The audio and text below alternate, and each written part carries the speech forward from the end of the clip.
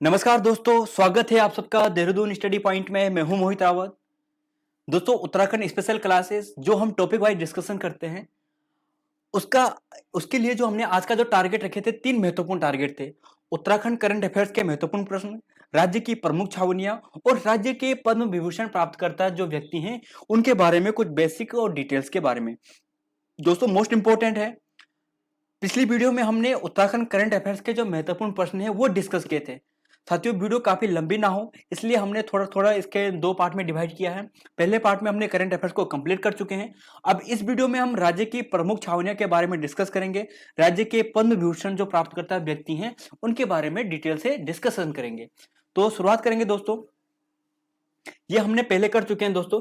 अब हम यहाँ पे आज सीधे किस पे चलेंगे, छावनिया पे डिस्कस करेंगे। तो यहाँ पे आपने आई होप देखा होगा, जैसे देश के क्रिप्टो गेमिंग गार्डन चक्राता है ना, ये आपने देखा होगा दोस्तों। पिछली वीडियो में आप जाइए, वहां आपको आसानी से वीडियो मिल जाएगी। आज के क्वेश्चन पे चलेंगे। आज का जो टॉपिक है हमारा वो है यहाँ पे राज्य की प्रमुख छावनियां। तो दोस्तों, राज्य की प्रमुख छावनियां केवल 9 छावनियां हैं। इन 9 छावनियों के केवल हमें स्थापना वर्ष देखना है, याद करना है। मुझे मालूम है दोस्तों कि ये छावनियां आपको हर जगह मिल जाएगी, किसी भी किताब को देख लो, आप नेट में सर्च कर लो, मिल जाएगी। अच्छी बात है, आसानी से मिल जाएगी, लेकिन आपको याद करना भी जरूरी है क्योंकि अक्सर आयोग इन छावनियों की स्थापना वर्ष आपको पूछता ही है। तो इसी सीरीज में आपको रिवाइज कराने के पर्पज से मैंने यहाँ पे ये छावनियां ली हैं। आप इन छावनियों को रिवाइज करो। हो सके तो कुछ में किसमें हम यहाँ पे कुछ ट्रिक लगाएंगे जिससे आपको याद हो जाए, जिन्हें याद नहीं हो पाई है। तो शुरुआत करेंगे देहरादून छावनी की। तो देहरादून छावनी तो सबको याद होगा क्योंकि जब अंग्रेज आए थे, तो जब देहरादून में आए थे यानी गोरखा से लड़ने के लिए, खलंगा का युद्ध आपने सबने देखा होगा 1814 में। तो उस समय अंग्रेजों ने पहली छावनी बसाई थी। तो आप सब जानते हैं कि लास्ट टाइम पे आए थे, यानी 1814 के लास्ट में आए थे। तो 1814 के लास्ट में यानी नवंबर माह में, तो नवंबर 1814, तो नवंबर 1814 में देहरादून छावनी की स्थापना हुई थी। उसके एक साल बाद यानी 1815 में, तो 1815 में अल्मोड़ा छावनी की स्थापना हुई थी। कब? अप्रैल माह में। तो अप्रैल माह में 1815 में अल्मोड़ा छावनी की स्थापना हुई। अब जैसे है लंडोर छावनी, नैनीताल छावनी, रुड़की छावनी, इनके बारे में भी याद करेंगे। लंडोर छावनी को आपको ध्यान रखना है, वो कब है? 1836। और नैनीताल छावनी तो आपको याद होगा दोस्तों कि नैनीताल की स्थापना कब हुई थी? 1841 में हुई थी। तो 1841, इन दोनों को आप दोस्तों याद रखो। यहां से आपको जो लास्ट वाला है यानी क्लेम टाउन छावनी, ये आपको यहां से याद हो जाएगी। या फिर इससे यानी क्लेम टाउन छावनी से आपको जो लंडोर छावनी है और नैनीताल छावनी है, ये दोनों याद हो जाए। केवल एक याद करना आपको। खैर, अभी डिस्कस कराएंगे। रुड़की छावनी की स्थापना की बात करेंगे तो इसकी 1853 में हुई थी, यानी 1853। चक्राता छावनी 1866, आप सब जानते होंगे 1866 और 69 के बीच में। रानीखेत छावनी की बात करेंगे 1871। और लेसडाउन छावनी की बात करेंगे 4 नवंबर 1887। 4 नवंबर 1887 को लेसडाउन छावनी की स्थापना। अब दोस्तों, जैसे मैंने आपको यहाँ पे बताया था कि आपको केवल लंडोर छावनी, नैनीताल छावनी अगर याद हो गया या फिर आपको क्लेम टाउन छावनी याद हो गया, आप दोनों याद कर सकते हो। तो देखो, क्लेम टाउन छावनी की जो स्थापना हुई थी वो हुई थी 1936 में। कब हुई थी? 1936 में, और 41 में कंप्लीट हुई थी। तो इसके 100 साल पहले यानी क्लेम टाउन छावनी के 100 साल पहले किसकी स्थापना हुई थी? लंडोर छावनी की स्थापना हुई थी। और 1941 में कंप्लीट हुआ, तो इसके ठीक 100 साल पहले नैनीताल छावनी की स्थापना हुई थी। तो आप यहां से इसे याद कर सकते हो। केवल क्लेम टाउन छावनी याद कर दो, 1936 से 41। 36 में यानी उसके 100 साल कम कर दो तो लंडोर छावनी की स्थापना, और 41 में 100 साल कम कर दो तो किसकी स्थापना? नैनीताल छावनी की स्थापना। अब देखो दोस्तों, अल्मोड़ा, देहरादून तो आपको आसानी से याद हो गया क्योंकि शुरुआती है। खैर, अब हम याद करेंगे रानीखेत छावनी की। अब आपको रानीखेत को कुछ उलपटांग तरीके से याद करना है। जैसे रानी की बात करेंगे, रानी यानी क्वीन। क्वीन कितने साल के होते हैं? क्वीन होती है 17 साल की। क्वीन कितनी है? 17 साल की। अब क्वीन 17 साल की है तो आप क्वीन को उल्टा कर दो। क्वीन को उल्टा करोगे तो कितना हो जाएगा? 71 हो जाएगा। यानी 17 का अपोजिट कितना हो गया? 71 हो गया। अब 71 में रानीखेत छावनी की स्थापना हुई थी। आप सब जानते हैं सारे 1800 ही हैं। 1900 केवल एक है क्लेम टाउन छावनी, इसमें आपको कंफ्यूजन भी नहीं होगा। तो आप यहां से याद कर सकते हो रानीखेत छावनी 1871 में हुई थी। रानी यानी 17 साल की, 17 यानी क्वीन। क्वीन आप जानते होंगे, क्वीन देखो आपने जब रीजनिंग करते होंगे तो आपने ए बी सी डी जो ये होते हैं ना, इनका कर्म भी याद किया होगा। तो क्वीन का जो कर्म आता है वो 17 आता है। क्वीन का जो कर्म आता है वो 17 आता है, यानी क्यू का जो कर्म आता है वो 17 आता है। और 17 का आप यानी रानी हो गया, रानी का 17 यानी क्वीन का 17, और 17 का आप अपोजिट कर दो 71 और आगे 1800 लगा दो छावनी में। तो 1871 में रानी के छावनी की स्थापना हुई थी। 1841 नैनीताल तो सरल है क्योंकि आप सब जानते हैं नैनीताल की स्थापना भी 1841 में ही हुई थी। तो दोस्तों आई होप आपको याद हो चुका होगा, एक दो बार आप रिवाइज करना, आपको परमानेंटली ही याद हो जाएगा। चलेंगे राज्य के पद्म विभूषण प्राप्तकर्ता की ओर। दोस्तों राज्य के पद्म विभूषण के 4 व्यक्ति हैं, डॉक्टर घनानंद पांडे जी, कुंवर सिंह नेगी जी, भैरवदत्त पांडे जी और सुंदरलाल बहुगुणा जी। तो हम यहाँ पे क्वेश्चन भी डिस्कस करेंगे दोस्तों वन लाइनर के रूप में। खैर अभी हम यहाँ पे जो हमारा मेन टॉपिक है डॉक्टर घनानंद पांडे जी के बारे में डिस्कस करते हैं साथियों। डॉक्टर घनानंद पांडे जी से क्वेश्चन बनेंगे। सबसे पहला क्वेश्चन आपको ये ध्यान रखना है डॉक्टर घनानंद पांडे जी के बारे में। तो डॉक्टर घनानंद पांडे जी की बात आप याद रखोगे कि 1969 में कब दिया गया था पद्म विभूषण? 1969 में। दोस्तों भारत सरकार के जो सिविलियन अवार्ड होते हैं चार, आपने 4 अवार्ड देखे होंगे। एक होता है भारत रत्न, पद्म विभूषण, पद्म भूषण और पद्मश्री। पद्म विभूषण दूसरा सबसे सर्वोच्च पुरस्कार होता है। तो पद्म विभूषण जो अवार्ड सम्मानित किया गया डॉक्टर घनानंद पांडे जी को वर्ष 1969 में दिया गया। अब क्वेश्चन ये बनेगा कि डॉक्टर घनानंद पांडे जी का संबंध क्या था। तो साथियों डॉक्टर घनानंद पांडे जी की बात करेंगे तो ये विज्ञान से संबंधित थे। किससे संबंधित थे? विज्ञान से संबंधित थे।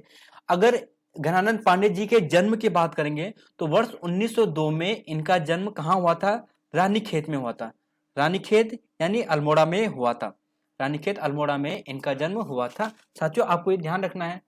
अब दोस्तों आपने ये देख लिया होगा। अब जो घनानंद पांडे जी हैं इनके बारे में आपको विशेष ध्यान ये रखना है, जो रुड़की इंजीनियरिंग कॉलेज है जो वर्तमान में आईआईटी का दर्जा जिसे प्राप्त है, उसके वाइस चांसलर भी रह चुके हैं। घनानंद पांडे जी क्या रह चुके हैं? वाइस चांसलर यानी वीसी रह चुके हैं। किसके? रुड़की जो इंजीनियरिंग कॉलेज है, रुड़की इंजीनियरिंग कॉलेज के वाइस चांसलर भी रह चुके हैं।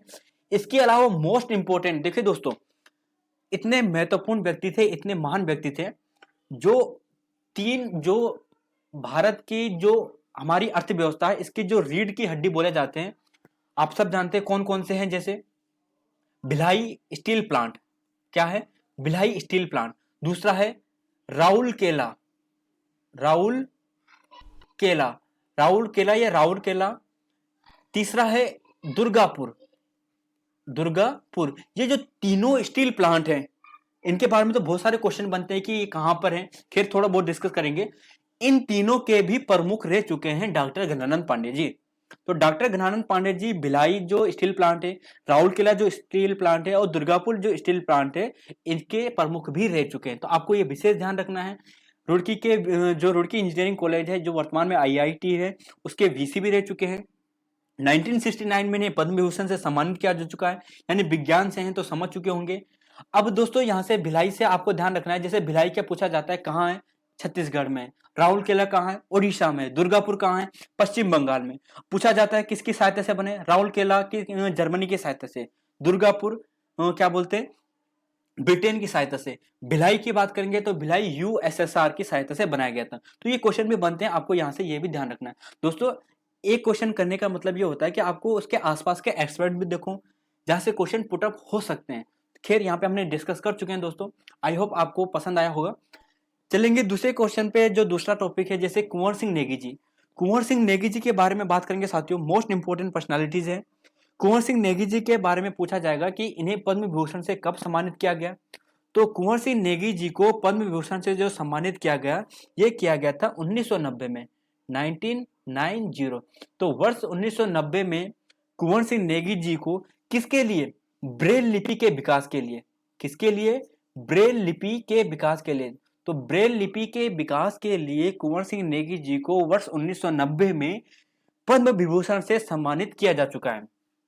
अब कुंवर सिंह नेगी जी के बारे में थोड़ा बेसिक डिटेल्स देखते हैं दोस्तों, जो क्वेश्चन अपकमिंग एग्जाम में बन सकते हैं। खैर अभी तक नहीं बने हैं लेकिन बन सकते हैं। क्या क्वेश्चन बनेगा? जो कुंवर सिंह नेगी जी है, इनका जो जन्म हुआ था वर्ष 1927 में हुआ था।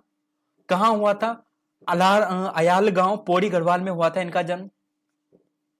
इसके अलावा आपको ध्यान रखना है कुंवर सिंह नेगी जी को वर्ष 1981 में पद्मश्री से सम्मानित किया जा चुका है, 1990 में पद्म विभूषण से सम्मानित किया जा चुका है। और इससे भी मोस्ट इंपोर्टेंट आपको ध्यान रखना है, वो है यहाँ पे एक है शिशु आलोक।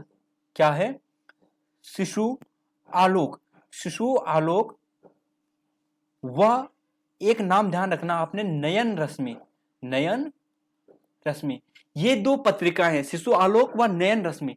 इन दोनों पत्रिकाओं का भी प्रकाशन किया था। आप ऐसे याद कर सकते हो, जैसे कैसे याद करोगे? शिशु आलोक, शिशु का मतलब बच्चा, आलोक का मतलब आप सब जानते हैं कि आलोक का मतलब होता है प्रकाश यानी उजाला। उजाला का संबंध किससे होगा? ब्रेल लिपि से होगा। ब्रेल लिपि आप समझते होंगे, मतलब जो व्यक्ति देख नहीं पाते हैं उनके लिए एक विशेष लिपि का प्रयोग किया जाता है पढ़ने के लिए, तो उनको प्रकाश करने के लिए। तो शिशु आलोक और नयन रश्मि, नयन रश्मि भी आप समझ गए होंगे प्रकाश से रिलेटेड है। तो इन दोनों पत्रिका को जो प्रकाशन किया ये कुंवर सिंह नेगी जी द्वारा ही किया गया। तो कुंवर सिंह नेगी जी से आप इतने याद रखोगे साथियों, है ना? तो चलेंगे। अच्छा, एक क्वेश्चन और बन सकता है, जैसे आप सब जानते होंगे यहाँ से, ब्रेल लिपि दिवस कब मनाया जाता है? विश्व ब्रेल लिपि दिवस तो आप जानते होंगे 4 जनवरी को। तो विश्व ब्रेल लिपि दिवस 4 जनवरी को विश्व ब्रेल लिपि दिवस भी मनाया जाता है। अब भैरवदत्त पांडे जी दोस्तों मोस्ट इंपोर्टेंट पर्सनालिटीज है। भैरवदत्त पांडे जी को आपको विशेष ध्यान रखना है, ये एक महान जो प्रशासनिक अधिकारी हैं वह रह चुके हैं। इनका जन्म वर्ष 1917 में हुआ था। कब हुआ था इनका जन्म? वर्ष 1917 में। कहाँ हुआ था? अल्मोड़ा में इनका जन्म हुआ था। 2009 में इनकी मृत्यु हुई थी। दोस्तों भैरवदत्त पांडे जी आईसीएस अधिकारी रह चुके हैं। ये इतने महान प्रशासक रह चुके हैं, आप आइडिया लगाइए कि जो एक आईएएस अधिकारी होता है उसकी जो सबसे बड़ी पोस्ट होती है वो होती है कैबिनेट सचिव। कैबिनेट सचिव यानी जो अगर सबसे बड़ी प्रशासनिक जो पोस्ट होती है, जो सबसे बड़ी जो पोस्ट होती है वो होती है कैबिनेट सचिव। भैरवदत्त पांडे जी कैबिनेट सचिव रह चुके हैं इंदिरा गांधी जी के काल में। जब इंदिरा गांधी जी प्रधानमंत्री जी थी तो उस समय भैरवदत्त पांडे जी कैबिनेट सचिव के रूप में उन्होंने कार्यभार भी संभाला था। तो ये मोस्ट इंपोर्टेंट है साथियों, आईसीएस अधिकारी थे। अब इसके अलावा भैरवदत्त पांडे जी को आपको ध्यान भी रखना है, पश्चिम बंगाल, पंजाब के राज्यपाल भी रह चुके हैं। पश्चिम बंगाल और पंजाब के राज्यपाल भी रह चुके हैं। वह चंडीगढ़ की बात करेंगे, चंडीगढ़ की बात करेंगे तो यहाँ के उपराज्यपाल भी रह चुके हैं। क्या रह चुके हैं? उपराज्यपाल भी रह चुके हैं। तो आपको भैरवदत्त पांडे जी से इतने इतने फैक्ट ध्यान रखने हैं। और एक मोस्ट इंपोर्टेंट फैक्ट तो छूट ही गया है कि भैरवदत्त पांडे जी को पद्म विभूषण से कब सम्मानित किया गया? तो वर्ष 2000 में। कब सम्मानित किया गया? वर्ष 2000 में। आपको ध्यान रखना है वर्ष 2000 में भैरवदत्त पांडे जी को पद्म विभूषण से सम्मानित किया जा चुका है। अब दोस्तों वर्तमान में करंट अफेयर में भी रहे एक महान पर्सनालिटी, उत्तराखंड की महान विभूति सुंदरलाल बहुगुणा जी। निश्चित ही अपकमिंग एग्जाम में बहुगुणा जी से बहुत क्वेश्चन पुटअप होंगे, 100% क्वेश्चन पुटअप होंगे। खैर ये बहुत बड़ा टॉपिक है सुंदरलाल बहुगुणा जी, इसके बारे में हम मतलब सुंदरलाल बहुगुणा जी के बारे में हम एक नया वीडियो अलग से बनाएंगे। खैर यहाँ पे फिर भी हम बेसिक जो डिटेल्स है सुंदरलाल बहुगुणा जी से जो क्वेश्चन बन सकते हैं वो हम यहाँ पे डिस्कस करते हैं। दोस्तों सुंदरलाल बहुगुणा जी के बारे में सबसे पहले जो क्वेश्चन बनेगा, पहले पद्म विभूषण के बारे में देखिए। वर्ष 2009 में सुंदरलाल बहुगुणा जी को पद्म विभूषण से सम्मानित किया जा चुका है। खैर अब यहाँ पे ये हो गया। अब बहुगुणा जी के जन्म की बात करेंगे तो बहुगुणा जी का जो जन्म हुआ था ये हुआ था 9 जनवरी। कब हुआ था? 9 जनवरी 1927 को जन्म हुआ था। कहाँ हुआ था? मरोड़ा ग्राम में हुआ था। कहाँ है? टिहरी गढ़वाल में है। वर्ष आप सब जानते हैं अभी हाल ही में इनका निधन भी हो चुका है। 21 मई 2021 को बहुगुणा जी का निधन भी हो गया। अब साथियों बहुगुणा जी के पिताजी की बात करें तो पिताजी का नाम था अंबादत्त बहुगुणा जी, माता जी का नाम था पूर्णा देवी जी। और इंपॉर्टेंट जो क्वेश्चन बनेगा अपकमिंग एग्जाम में इनकी पत्नी के नाम से बनेगा। तो इनकी पत्नी हाल ही में चर्चा में भी थी, तो आपको ध्यान रखना है बहुगुणा जी की पत्नी का नाम क्या था? बिमला नोटियाल। आपको कंफ्यूज कर सकता है नोटियाल नाम से, तो आपको ध्यान रखना है बिमला नोटियाल बहुगुणा जी की पत्नी का नाम था। अब साथियों सुंदरलाल बहुगुणा जी हो गए। सुंदरलाल बहुगुणा जी को बहुत सारे अवार्ड दिए जा चुके हैं, उन्हीं अवार्ड के बारे में भी हम डिस्कस करेंगे। लेकिन इससे पहले आपको एक चीज यहाँ पे ध्यान रखना है कि वर्ष 1941 में, वर्ष 1941 में ठक्कर बाबा, क्या ठक्कर या ठक्कर हो सकता है, ठक्कर बाबा हॉस्टल, ठक्कर बाबा हॉस्टल की स्थापना की थी। कहां पे? टिहरी गढ़वाल में। तो ठक्कर बाबा हॉस्टल की स्थापना वर्ष 1941 में बहुगुणा जी द्वारा की गई थी।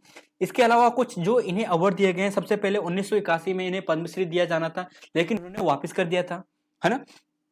इसके अलावा 1984 में, वर्ष 1984 में, 1984 में राष्ट्रीय एकता पुरस्कार दिया गया, राष्ट्रीय एकता पुरस्कार दिया गया। इसके अलावा 1985 में वृक्ष मित्र पुरस्कार, 1986 में जमनालाल बजाज पुरस्कार, 1988 में गांधी सेवा पुरस्कार, और 2009 में तो आपने देख लिया यहाँ पे मोस्ट इंपोर्टेंट क्या है, पद्म विभूषण सम्मान, पद्म विभूषण सम्मान। तो साथियों, बहुगुणा जी से संबंधित जो क्वेश्चन बन सकते थे वो यहाँ पे हमने डिस्कस कर चुके हैं। आई होप आपको पसंद आया होगा दोस्तों। अब आपने जो पिछली क्लास में पढ़ा उसको थोड़ा रेंडमली क्वेश्चन मैंने यहाँ पे पुटअप किए हैं, उन क्वेश्चनों को देखें कि आपको याद है या नहीं है। तो जैसे पहला क्वेश्चन है, देश का पहला पोलिनेटर पार्क की स्थापना की गई। तो पोलिनेटर पार्क की जो स्थापना की गई आपको याद हो चुका होगा, ये इसकी स्थापना कहाँ की गई थी? हल्द्वानी में की गई थी। कहाँ की गई है? हल्द्वानी में इसकी स्थापना की गई है। दूसरा क्वेश्चन था, देश के सबसे ऊंचा हर्बल गार्डन आप मुंशियारी से कंफ्यूज मत करना, ये कहां पे था? माणा में था। तो आप समझ गए होंगे हर्बल गार्डन। राज्य का पहला कला पार्क कहां विकसित किया? आपको 3-4 सेकंड का समय देता हूं, सोचिए आप इसका आंसर। राज्य का पहला कला पार्क आपने सोच लिया होगा, तो ये इसका जो राइट आंसर है वो क्या था? हरिद्वार इसका राइट आंसर था। नयन रश्मि नामक पत्रिका का जो प्रकाशन किया था, आपने अभी देखा था, नयन रश्मि यानी प्रकाश से संबंधित थे। तो प्रकाश से संबंधित कौन हो सकते हैं? आपने देखा होगा कुंवर नेगी जी। कौन है? कुंवर नेगी जी, जिन्होंने ब्रेल लिपि का विकास में महत्वपूर्ण योगदान दिया था। तो कुंवर नेगी जी हो गया इसका आंसर। क्वेश्चन नंबर 5 है, डॉक्टर घनानंद पांडे जी को किस वर्ष पद्म विभूषण से सम्मानित किया गया था? आपने देखा था दोस्तों, घनानंद पांडे जी बहुत फेमस पर्सनालिटी हैं, दुर्गापुर, भिलाई और राउरकेला यहाँ के इसके हेड भी रह चुके हैं स्टील प्लांट के। फिर यहाँ पे पद्म विभूषण की बात करेंगे तो इसका जो राइट आंसर आपने सोच लिया होगा 1969।